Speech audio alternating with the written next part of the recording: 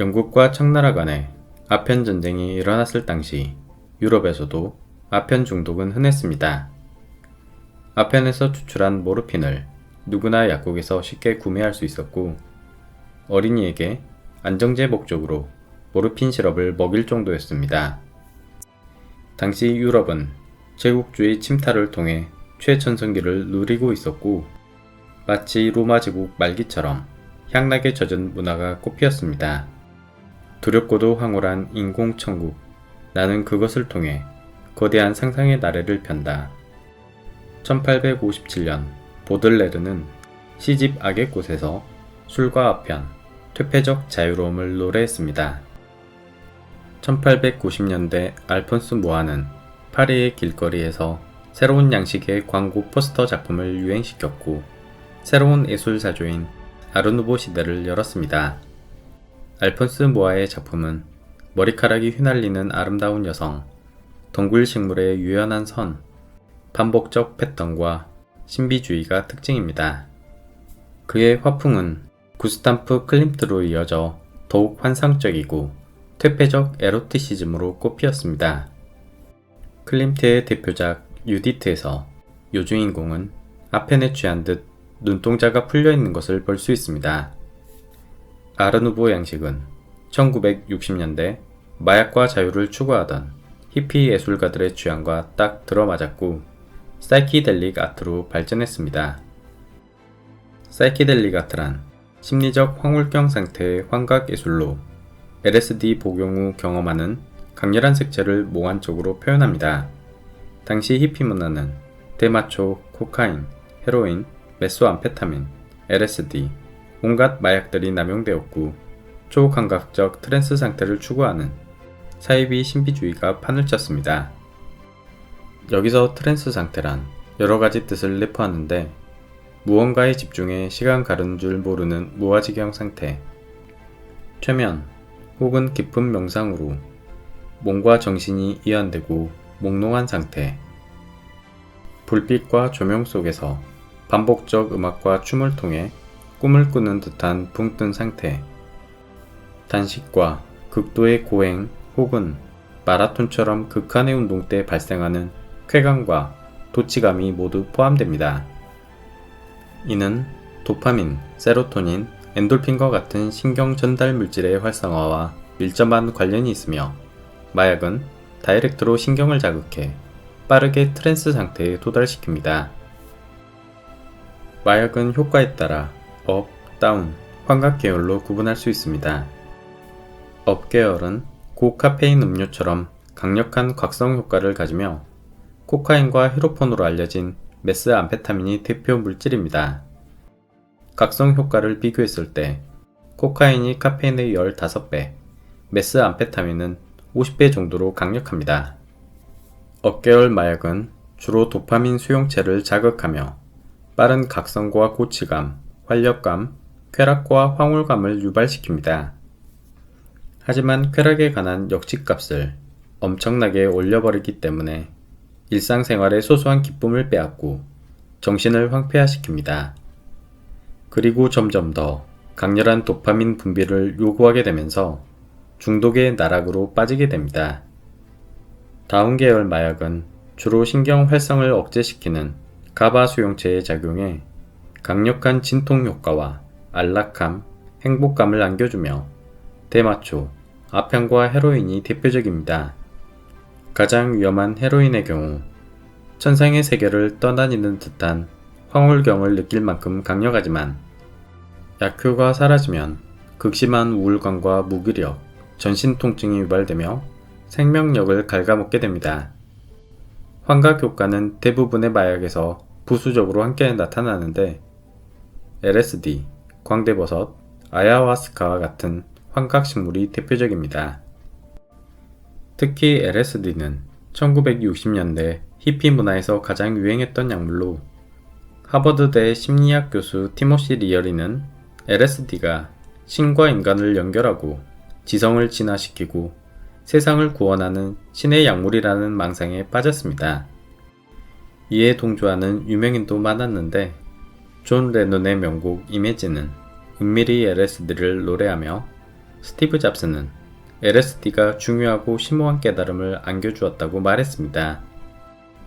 당시 21살의 천재 대학생 팀 스컬리는 이러한 사상에 동조해 지하창고에서 몰래 LSD 7억 5천만 명분을 만들어 공짜로 유통시켰습니다. 하지만 LSD의 환각 효과는 지옥과 악마가 나오는 부정적 체험도 많았고, 찰스 맨슨 사건을 비롯한 잔인무도한 살인사건들이 환각 상태에서 저질러졌습니다. 마약이 사회 질서를 위협하는 수준에 이르자 1970년대부터 미 연방정부는 대대적인 법적 단속을 시행했고, 이후 히피 문화는 쇠퇴했습니다.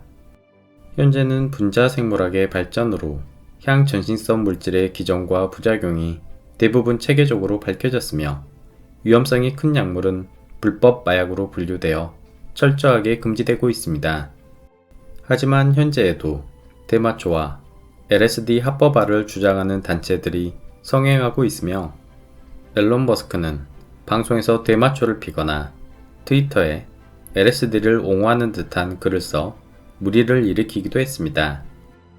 히피 문화가 성행하던 60년대, 천연 환각 물질에 대한 관심과 연구 또한 많이 이루어졌으며, 마약이 고대 종교와 신비주의 교리에 큰 영향을 미쳤다는 엔테오젠 이론이 대두되었습니다.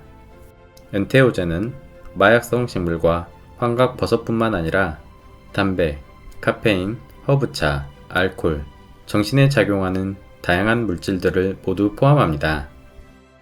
고대 샤먼은 마약 성분이 포함된 약초들의 정보를 대대로 전수받았고, 진통제, 안정제, 각성제로 이용하면서 치료사의 역할을 동시에 수행했습니다.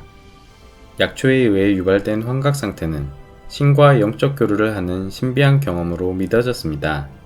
환각 상태 효과 중에는 사람이 반인반수의 괴물처럼 느껴지기도 하는데, 이는 고대 종교와 예술품에 반인반수 테마가 공통적으로 나타나는 이유일 수도 있습니다. 천연 환각제로 가장 대표적인 물질은 환각버섯으로 현재까지 알려진 종류만 100가지가 넘으며, 실로시빔, 실로빈, 이보텐산 3가지 성분이 세로토닌 수용체를 자극시킵니다. 우리나라에는 가랑색 미치광이버섯, 마귀광대버섯, 솔미치광이버섯 등이 분포하는데, 이름들이 모두 무시무시합니다. 환각버섯은 가장 오래된 마약으로 전세계 곳곳에서 그 존재를 확인할 수 있습니다. 1만 년 전 호주 브래드쇼 완벽화에는 버섯머리를 한 인물화가 그려져 있으며, 알제리 사하라 사막 타시리 동굴 암벽화에는 온몸에 버섯이 돋아난 기괴한 모습의 샤먼 그림이 존재합니다. 8000년 전 스페인의 셀바 파스쿠아라 동굴 벽화에도 버섯이 그려져 있습니다. 5000년 전 시베리아 페그티멜 암각화에는 고대인의 사냥 모습과 버섯 모양 머리를 한 샤먼들이 그려져 있습니다. 전세계 환각버섯과 관련한 고대 문화를 수십 년간 연구한 로버트 고든와스는 원래 JP 모건 부회장까지 지낸 금융인이었습니다. 그는 의사인 아내와 신혼여행으로 미국 캐치길 자연공원을 여행하다가 우연히 식용 야생버섯을 먹고 환각작용을 경험했습니다. 이후 부부는 환각버섯에 매료되어 러시아, 멕시코, 브라질, 유럽, 호주, 세계 곳곳에서 개인적 연구를 수행했습니다. 그의 연구에 따르면 마야와 아즈텍 문명에서 환각버섯은 종교적 신앙으로 의인화되어 자주 표현됩니다. 과테말라에는 200개 이상의 버섯머리 인물 조각상이 발견되었으며, 아즈텍인들은 환각버섯을 신성함을 뜻하는 테오나카틀이라고 불렀습니다. 멕시코 시에라 마즈테카의 작은 시골 마을에는 대대로 니노산토스 환각버섯을 복용하는 샤머니즘 의식이 전해져 내려왔고, 고든와스는 이곳을 방문해 자신의 체험담을 잡지에 게재하기도 했습니다. 이후 이 마을은 존 레논, 밥 딜런, 믹 제거와 같은 유명인들이 다녀갈 정도로 히피들의 큰 관심을 받으며 약쟁이들로 북적거렸고, 멕시코 정부는 마을을 폐쇄시켜야 했습니다. 고든와스는 멀리 시베리아 캄차카 반도의 코랴크족 또한 오래전부터 광대버섯을 환각제로 사용했다는 사실을 발견했습니다. 광대버섯에는 강력한 신경계 흥분 물질인 이보텐산이 다량 포함되어 있어 체온과 심장박동, 혈압을 높이고 기분을 고취시키며 환각을 유발합니다. 때문에 학자들은 바이킹의 전설적 광전사 버서커의 흉폭 하모니를 광대버섯으로 추측하기도 합니다.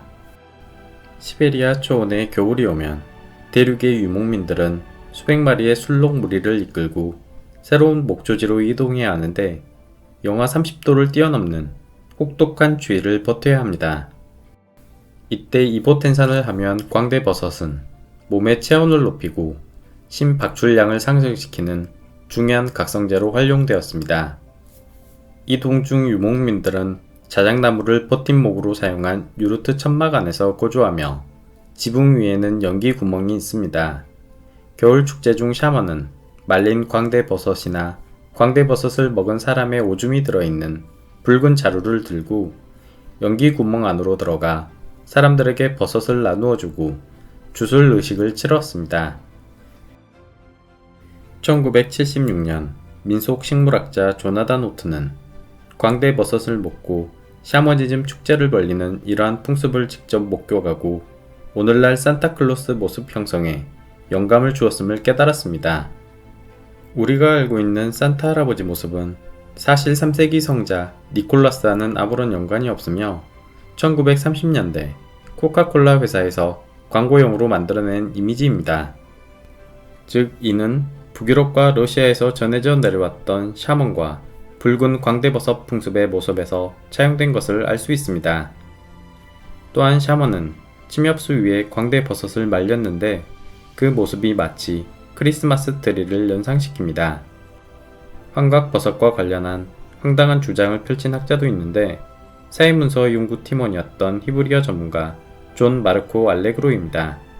사회문서는 대략 기원전 200년에서 100년 사이에 유대교 에세네파에 의해 만들어졌으며 에세네파는 쿰람 광야에서 사유재산을 갖지 않고 공동체 생활을 하는 금욕적 삶을 추구했습니다.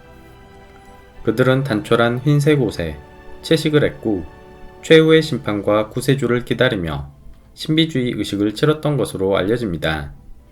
예수 탄생 이전 이미 사회문서에는 에세네파를 창시한 지도자가 원죄를 대신 짊어지고 십자가에 못 박혀 죽었다고 기록되어 있습니다. 때문에 에세네파 교리가 초기 기독교가 만들어지는데 중심 역할을 했다고 단언하는 학자들이 많습니다. 존 마르코 알레그로는 에세네파인이 광대버섯을 이용해 신비주의 샤머니즘 의식을 치르고 페니스 모양 광대버섯을 다산을 상징하는 숭배물로 여겼다고 믿었습니다. 그리고 성경의 예수님이 실은 광대버섯을 의인화한 꾸며진 상징이라 주장했습니다. 13세기 프랑스 프레스코 벽화에는 뱀이 거대한 광대버섯을 칭칭 감고 있으며 옆에는 아담과 이브가 서 있습니다. 그는 이 벽화가 중세에도 광대버섯의 신비주의 비밀의식이 은밀하게 전승되었음을 시사하는 증거라 믿습니다. 물론 알레그로의 과격한 주장은 엄청난 비난을 받았고 교수직과 경력 모두 박탈되었습니다. 기독교인 입장에서 입에 담기 힘든 황당하고 불경스러운 주장이라 할 수 있습니다. 그런데 이게 끝이 아니라 또 다른 불경스러운 내용도 있습니다. 다음 영상에서 마약과 고대의 종교 2편, 생명의 나무와 신의 음료 소마 내용이 이어지겠습니다. 감사합니다.